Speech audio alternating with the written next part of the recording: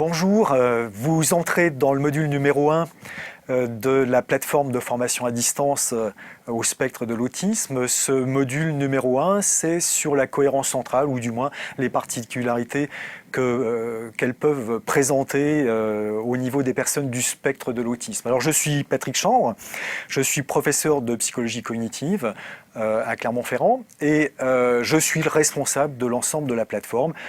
Et je suis responsable de certains des modules de cette plateforme, dont celui dans lequel vous venez juste d'entrer.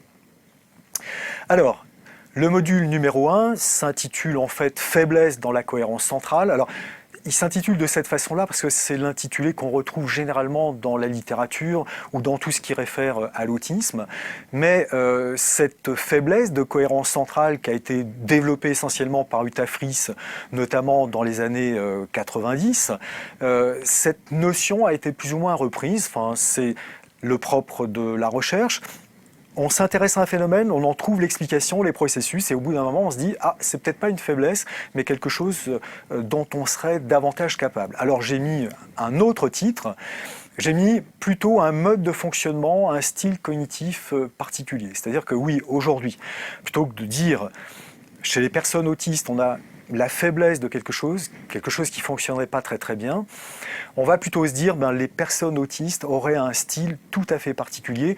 J'ai mis enfin un titre qui semblerait plus intéressant, c'est facilité dans le traitement du détail.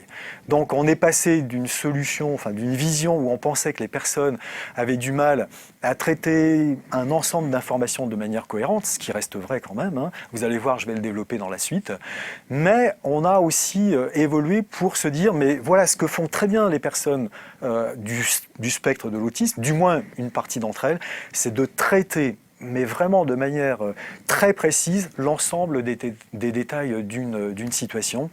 Et c'est justement cette notion qu'a transformée Uta Frith parlait de faiblesse de cohérence centrale. Aujourd'hui, elle parle de facilité dans le traitement du détail. Alors, j'ai mis ici la liste des points que nous allons aborder ensemble. Évidemment, ça semble logique. Le premier point, c'est qu'est-ce que c'est que la cohérence centrale ? J'ai pas mis la faiblesse, du moins je l'ai mis entre parenthèses, puisque il est bon généralement, avant de savoir comment quelque chose peut fonctionner de manière particulière, de savoir comment elle fonctionne de manière générale, chez toutes les personnes, et ensuite en particularité chez des personnes particulières. Ici, il s'agit évidemment des personnes avec un trouble du spectre de l'autisme. Donc, cohérence centrale, c'est quoi ? La meilleure façon de rentrer dans le domaine, plutôt que de faire des grandes définitions, j'en mettrai une quand même, vous allez voir, c'est de donner quelques exemples. Donc ça, c'est le premier item. Vous allez voir, je vais vous présenter des situations dans lesquelles nous utilisons à fond nos processus de cohérence centrale.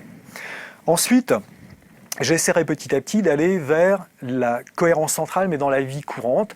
Et là, je commencerai à mettre des exemples de ce qui peut poser problème. Donc j'ai mis ici deux titres, mais simplement à titre d'exemple, hein. La lecture des expressions faciales, c'est en effet l'un des éléments qui réclame de traiter l'ensemble des petits détails de notre visage pour dire « Ah, cette personne est contente, cette personne n'est pas contente » ou « Elle est inquiète, elle ne comprend rien ». Donc, premier exemple, je vous en mettrai un certain nombre, on verra même si vous êtes capable de les lire correctement. Les expressions faciales nécessitent que l'on traite tous les détails, mais de manière générale, de manière cohérente, pour en tirer une signification. Et puis, un autre exemple très important, c'est le langage. Comprendre ce qui est dit dans une phrase, c'est réussir à rassembler tous les détails de la phrase, mais ça ne suffit pas. Il faut le mettre aussi en rapport avec la phrase qui a été dite avant, c'est à mettre en rapport avec les caractéristiques de la personne qui prononce la phrase, etc. Donc, le langage aussi est un exemple tout à fait typique et tout à fait fondamental dans la vie de tous les jours, de la cohérence centrale et donc des problèmes que pourrait poser la faiblesse de cohérence centrale quand elle est présente. Pour reprendre le schéma que j'ai indiqué dans la présentation générale de la plateforme, dès lors où on a la connaissance d'une régularité de phénomènes, ce qui convient, c'est de les expliquer. Donc, dans ce module, vous allez trouver un certain nombre d'informations, je dis bien pas des solutions, mais un certain nombre d'informations pour décrire, enfin accéder au processus de la cohérence centrale. Comment ça se produit? Qu'est-ce que je fais? Qu'est-ce que je rassemble? Comment je fabrique une signification générale? Eh bien, ce deuxième point permettra d'y accéder. On progresse petit à petit vers la situation professionnelle puisque le chapitre, la partie qui viendra avant, commencera à vous orienter sur les solutions que vous pourrez fabriquer. J'insiste à nouveau sur le « vous pourrez fabriquer », des solutions qui ne sont pas données. Donc ça, c'est le point qui vient juste après. Ensuite, les solutions auxquelles on a pensé, il faut les mettre en œuvre.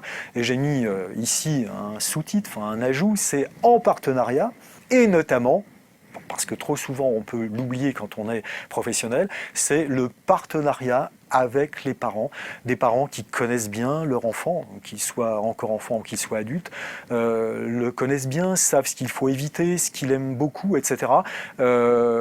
C'est un élément, une source d'information absolument indispensable, tant pour mettre en place les solutions qu'ensuite pour les mettre en œuvre. Et puis, comme dans toute activité que l'on met en place, si on met en place une solution visant l'amélioration d'une situation, il faut savoir si on a atteint l'amélioration en question. Donc, sur le dernier point, je reviendrai globalement sur l'évaluation des effets des solutions que vous auriez pu fabriquer.